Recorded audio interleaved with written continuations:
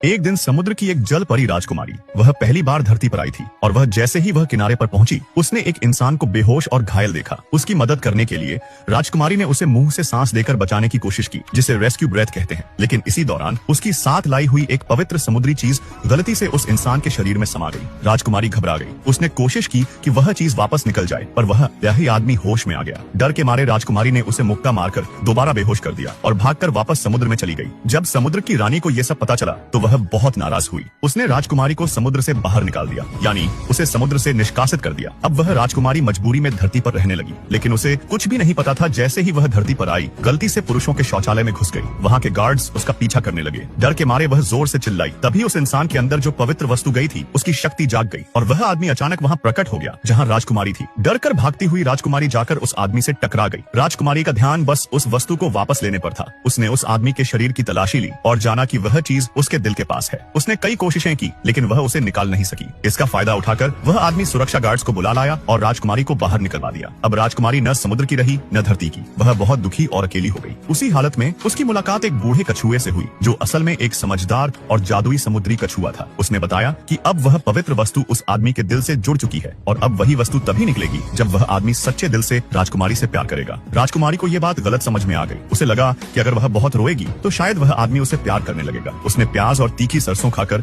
खुद को रुलाने की कोशिश की। अजीब बात यह हुई कि दूर कहीं वह आदमी भी रोने लगा।